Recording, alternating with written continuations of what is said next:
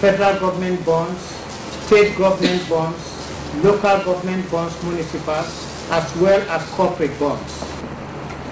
We expect more companies to take advantage of this gesture by considering the bond option in their capital raising planning. Investors should also take advantage of the fee reductions to include fixed income securities in their portfolios. It is heartwarming to say that the exchange trading platform is also effectively configured for trading bonds. Listing bonds on the market would not only increase its depth, but enhance the rating by the international agencies who prefer quoted securities in rating stock exchanges.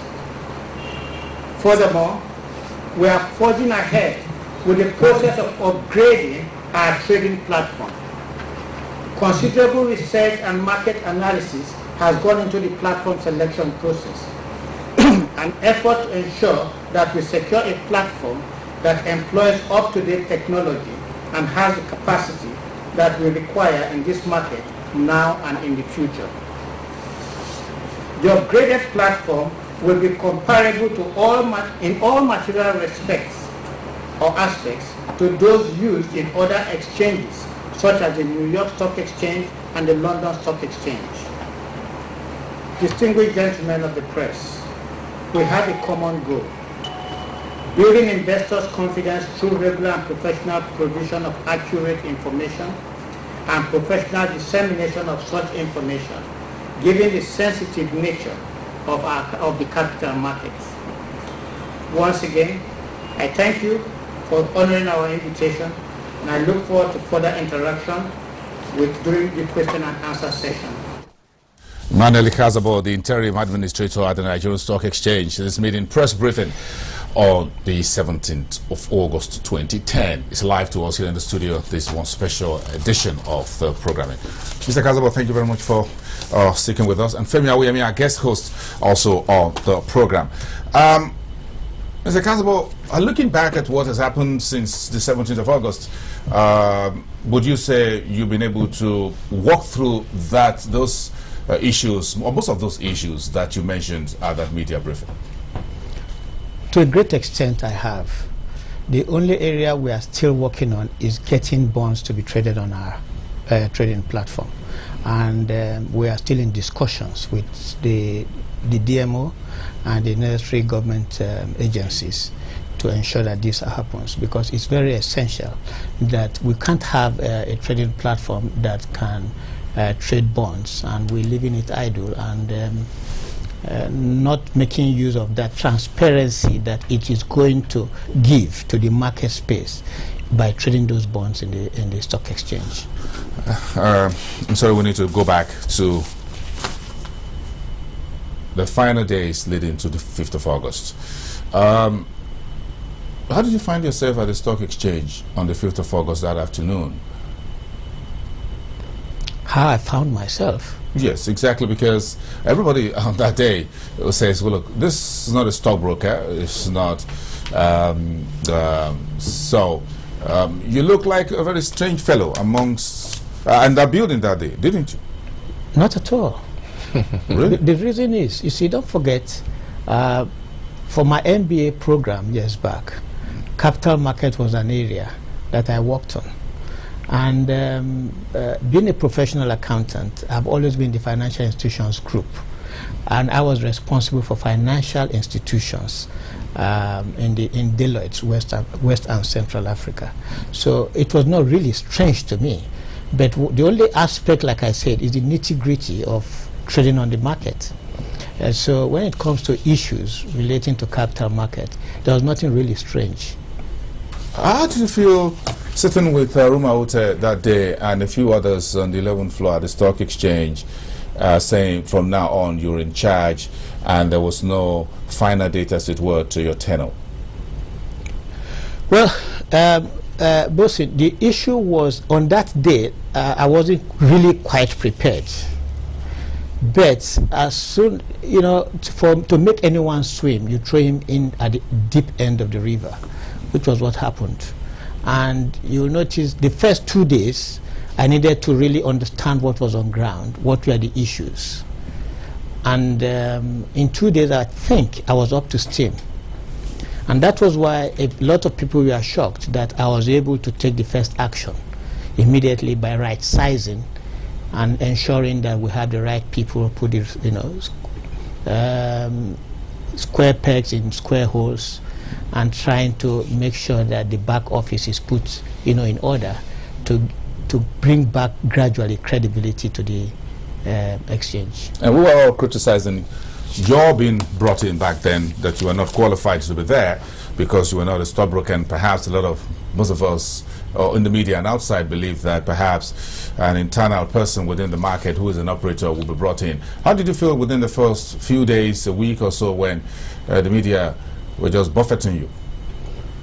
No, I never felt anything strange. The reason being that being the chief executive of an organization doesn't necessarily mean that you must be technically sound in every aspect of that organization. What you need is management skill and having a broad view of how the operations of that organization, moves. And since I am a professional accountant, I have been in the capital market area, not as a stockbroker. I felt comfortable. Like I said, the first 2 days were a bit tight. I needed to bring myself up to steam, and I was able to bring myself to to understand the intricacies of the market, and had meetings with the stockbrokers, understood what their challenges were, had meetings with the management, went through previous reports by SEC regarding their review of the operations of the exchange, and I understood what the issues were. And I immediately hit the ground and started running. Samuel, I'm sure you want to do well, the aggregate of the market opinion will be as follows. One, it does not present itself as if you were not qualified, given that the exact definition of the word qualification for the job of the DG is not known to anybody up to that.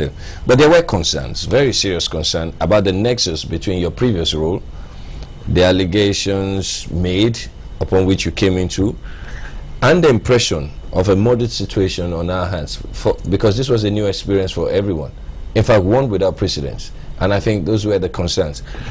Now, the major concern, however, and one which I think with the benefit of hindsight you may look back and say, is the role of a regulator as a key market operator now coming into a quasi operator becomes an issue. Has that been sorted out in the last 100 days?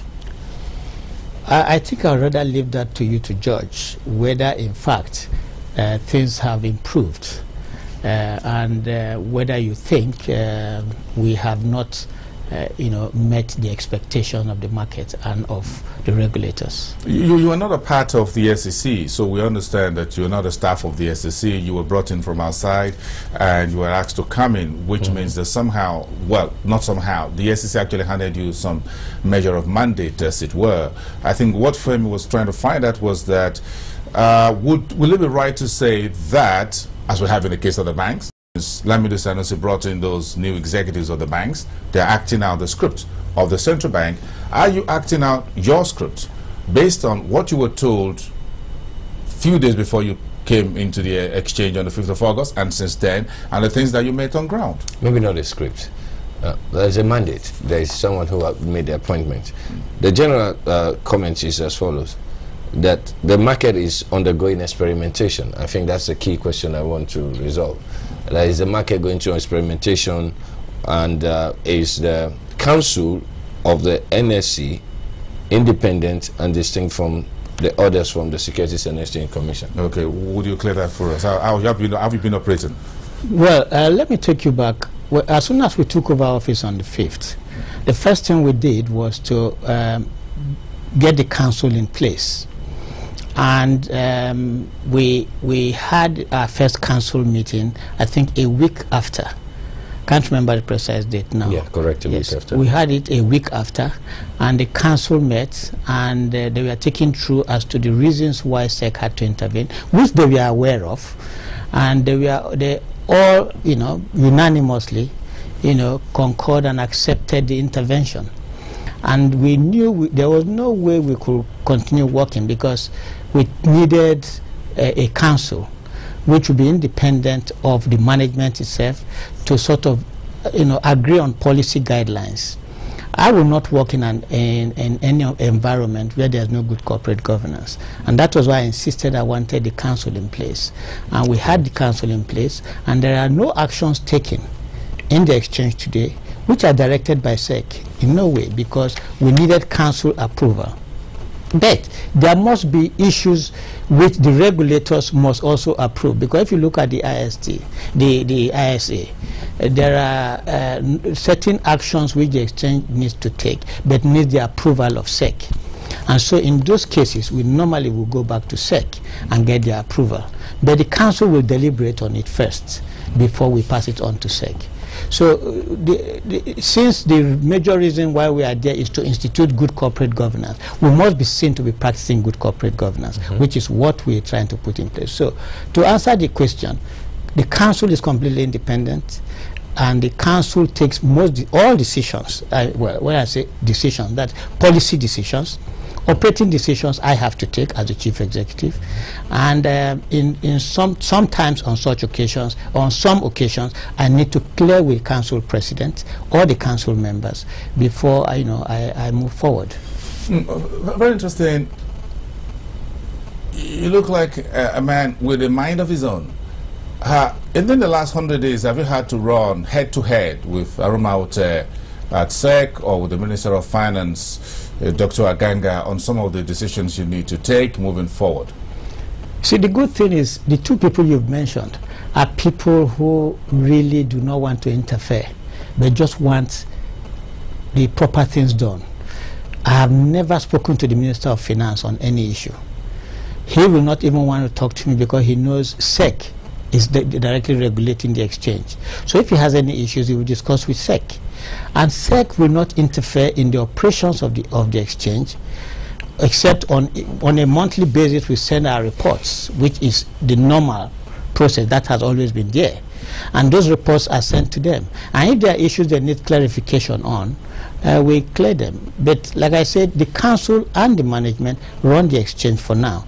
However, when it comes to executive selection process, which is what we are undertaking right now, we need to carry them along because we need to bring them up to speed as to where we are to ensure that we get their approval on most of the steps we are taking.